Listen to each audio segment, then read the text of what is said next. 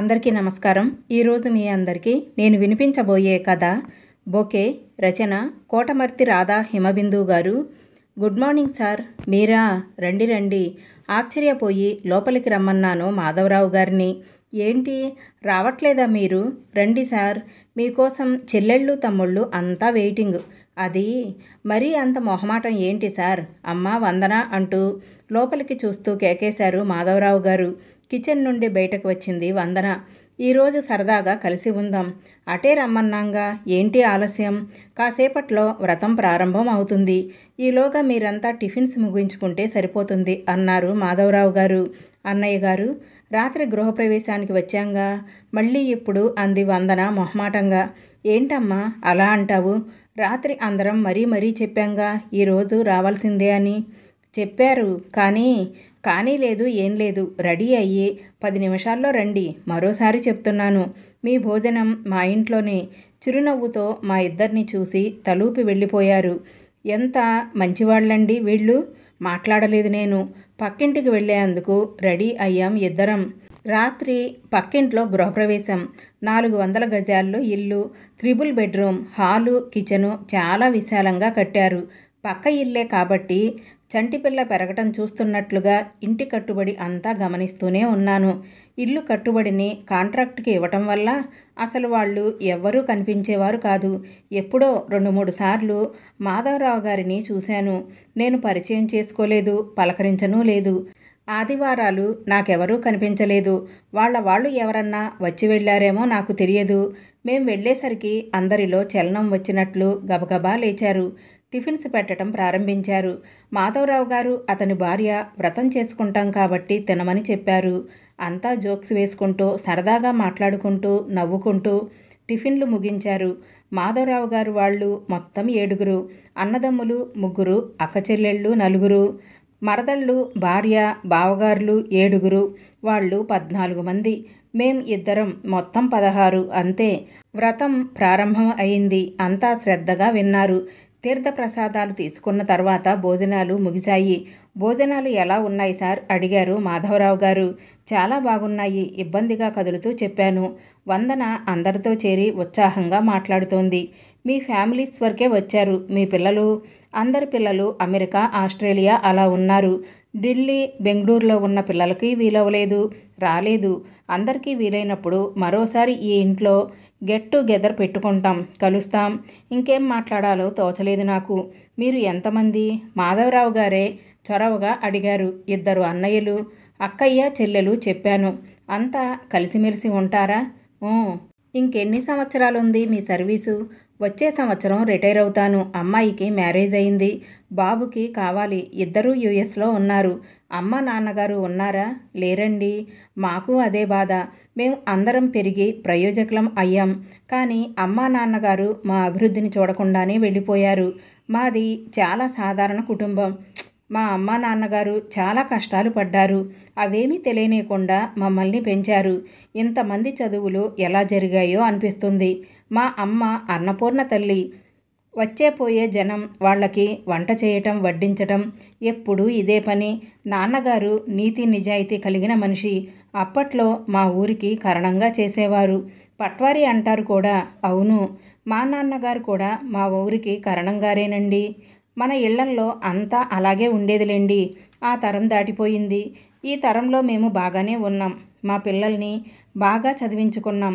వాళ్ళు మంచి స్థాయిలోనే ఉన్నారు. ఏ లోటు లేదు. అంతా సంతృప్తిగానే ఉందండి. ముఖ్యంగా నన్ను నా చెల్లెళ్ళు తమ్ముళ్ళు ఎంతో గౌరవిస్తారు. ఆ పెద్దరికాన్ని నేను చాలా జాగ్రత్తగా కాపాడుకుంటాను.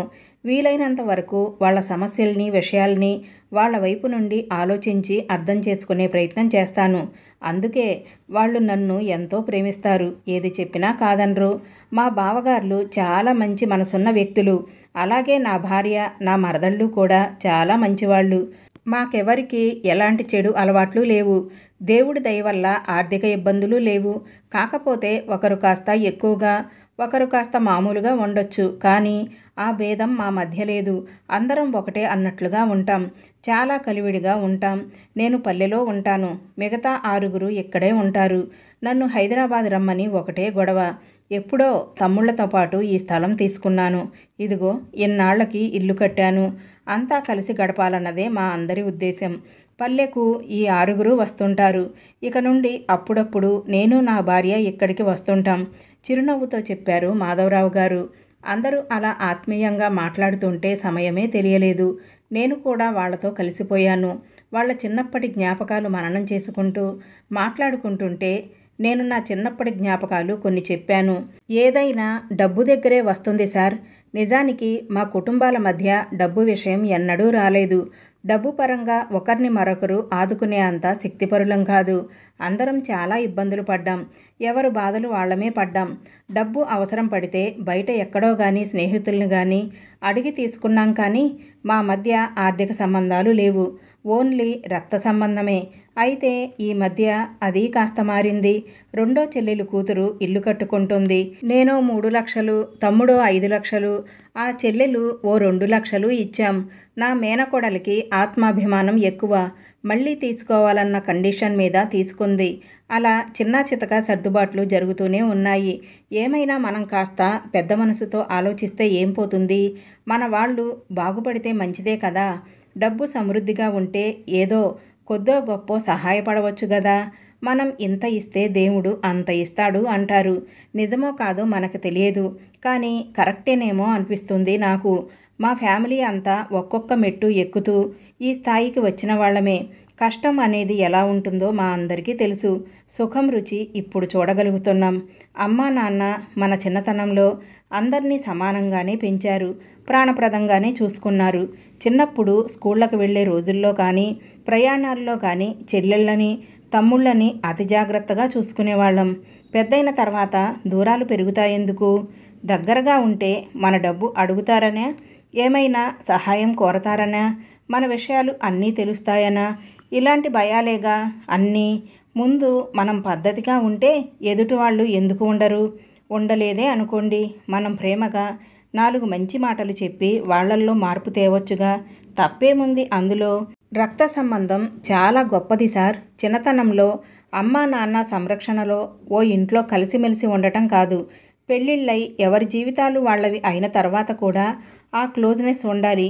కానీ చాలా కుటుంబాలలో అలా ఉండరు. ఎక్కడో ఉద్యోగాలు, ఎన్నెన్నో మార్పులు, ఏవో మనసులో పెట్టుకొని దూరాలు, ఏవో కోపాలు, స్వార్థాలు, చిరాకులు, అవన్నీ సృష్టించుకునేది మనమే కదా.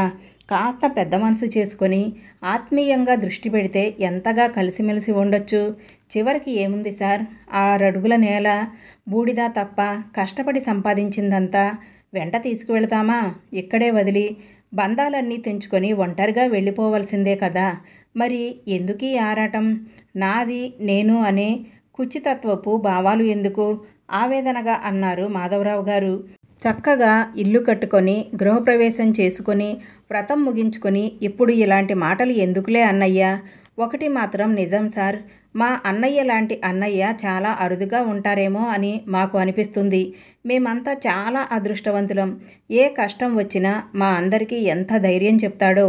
మేము ఇలా ఉన్నామంటే కారణం మా అన్నయ్యే. మా అమ్మగారు కూడా అలాగే ఉండేవారు. పల్లెకు వెళితే పండుగ వాతావరణం ఉంటుంది. నిజానికి మేం అందరం ఎప్పుడు కలిసినా ఓ పండగే. మాధవరావు గారి పెద్ద తమ్ముడు అన్నాడు. అవును సార్, మేమంతా ఓ బొకేలా ఉంటాం. ఎక్కడ బొకే చూసినా మాకు మా కుటుంబం గుర్తొస్తుంది. అంత దగ్గరగా ఉంటాం చిరునవ్వుతో అన్నాడు మాధవరావు గారి చిన్న తమ్ముడు. అందరితో పాటే మాకు బట్టలు పెట్టారు. వద్దంటే వద్దన్నాం మేము. ఇంటికి ఆహ్వానించిన ఆడపిల్లని, బావగారిని మర్యాదగా గౌరవంగా పంపించాలి కదా. మాకు ఇంకో చెల్లెలు ఈ గృహప్రవేశం సందర్భంగా దొరికింది అంటుంటే మౌనంగా ఉండిపోయాం. రాత్రి మీరు ఇచ్చిన గిఫ్ట్ చూడండి అంటూ కప్బోర్డు వైపు చూపించారు మాధవరావు గారు. కప్బోర్డ్లో పైన వినాయకుడు ఆశీర్వదిస్తూ కనిపించాడు. అప్రయత్నంగా చేతులు జోడించి నమస్కరించుకున్నాను. ఇంటికి రావటమే ఆలస్యం.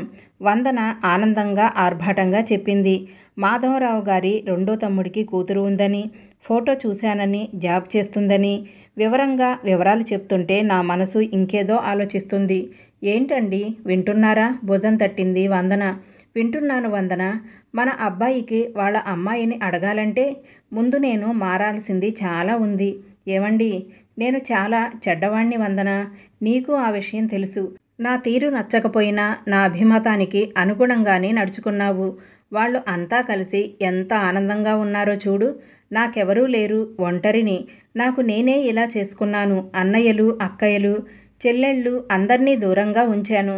మాధవరావు గారు అన్నట్లు నా డబ్బు అడుగుతారేమో, సహాయం కోరతారేమో, ఇదే కదా నేను ఆలోచించింది. నువ్వు ఎన్నోసార్లు చెప్పావు మన వాళ్ళంతా మనకుండాలి అని. నిన్ను కోప్పడ్డాను. నా చిన్నతనం అంతా అల్లారు ముద్దుగా వాళ్ళ మధ్య గడిచింది. తిరిగి నేను వాళ్ళకి ఇచ్చింది ఏమీ లేదు. నిజం చెప్తున్నాను వందన. నా వాళ్ళు చాలా మంచి మనసున్న వ్యక్తులు. ఉన్నత భావాలతో ఆలోచిస్తారు. నేనంటే ఎంతో ప్రేమ. నేను వాళ్ళలా ఉంటే ఇంటికి వస్తారు, ఖర్చవుతుంది, అప్పు అడుగుతారు, ఇలా ఏవేవో చెత్త ఆలోచనలు తప్ప ఆత్మీయంగా అనుకోలేకపోయాను. ఎంత పెద్ద ఇల్లు కట్టుకున్నాను, స్థలాలు కొన్నాను, పొలం కొన్నాను, తోట కొన్నాను, అయినా తృప్తి లేదు. ఎంతసేపు ఇంకా ఏం కొనాలి అన్నదే నా ఆలోచన. చీచి, నా మీద నాకే అసహ్యం వేస్తుంది. ఏ రోజు నా తోబుట్టుల్ని నా ఇంటికి పిలవలేదు. తప్పదు కాబట్టి గృహప్రవేశానికి, వినయ్ ఉపనయనానికి, వినీల పెళ్లికి పిలిచాను. నా మనస్తత్వం తెలుసు కాబట్టి వచ్చారు, వెళ్ళారు. ఆడపిల్లలకి పుట్టింటికి రావాలని ఉంటుంది. అమ్మా నాన్నగారు లేరు. అన్నయ్యలు వాళ్ళని పిలుస్తున్నారో లేదో తెలీదు. కాకపోతే వాళ్ళు నా అంత స్వార్థపరులు కాదని నా నమ్మకం. నేను మారాలి, మారతాను వందన. మన వాళ్ళందరికీ ఫోన్ చేసి ఉగాది పండుగకి రమ్మంటాను. నా రక్త సంబంధీకులతో కలిసిమెలిసి ఉంటాను. మీ అన్నయ్యని, వదినని, అత్తగారిని కూడా రమ్మంటాను. శాశ్వతం కాని జీవితం మీద అత్యాశ ఎందుకు? 6 అడుగుల నేల బూడిద అనుకున్నప్పుడు ఎంత ఆరాటం దేనికి? వద్దు వందన, నేను ఎంత చెడ్డగా ఉండను. మరో మాధవరావు గారిలా మారటానికి ప్రయత్నిస్తాను. మా ఫ్యామిలీని ఓ బొకేలా తయారు చేస్తాను. అలాగే ఏదో ఫంక్షన్ చేసి నా వాళ్ళంతా ఇంట్లో ఉండగా మాధవరావు గారి ఫ్యామిలీలో అందరినీ ఆహ్వానించి అప్పుడు మన అబ్బాయికి వాళ్ళ అమ్మాయిని ఇవ్వమని అడుగుతాను అంటున్న నన్ను కళ్ళార్పకుండా చూడసాగింది వందన. ఈ కథ ఇంతటితో సమాప్తం. ఈ కథ విన్నారు కదా.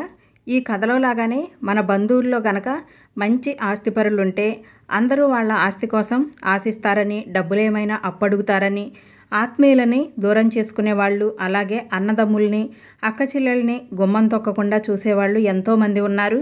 అయితే వాళ్ళ అపోహ మాత్రమే కానీ ప్రాణం పోయినా అన్నని కానీ అలాగే ఎవరినైనా సరే అప్పడగని వాళ్ళు ఎంతోమంది ఉంటారు. ఆత్మీయతను కోల్పోతారు కానీ ఇలా ఆలోచించి అభిమానాన్ని సంపాదించుకోలేరన్నమాట. చివరికి ఎప్పటికో తెలుసుకుంటారు. ఈ కథలో మనకి డబ్బు కంటే రక్త సంబంధీకుల అభిమానం, ఆప్యాయత ముఖ్యం అనేది చాలా చక్కగా వివరించారు కదా. ఈ కథను రచించిన వారు కోటమర్తి రాధా హిమబిందు గారు. ఈ కథ మీ అందరికీ తప్పకుండా నచ్చుతుందని అనుకుంటున్నాను. కథ ఎలా ఉంది అనే విషయాన్ని నాకు తప్పకుండా కామెంట్ సెక్షన్లో తెలియచేయండి. నా ఛానల్ కనుక మీకు నచ్చితే తప్పకుండా లైక్ చేయండి, షేర్ చేయండి, సబ్స్క్రైబ్ చేసుకోండి.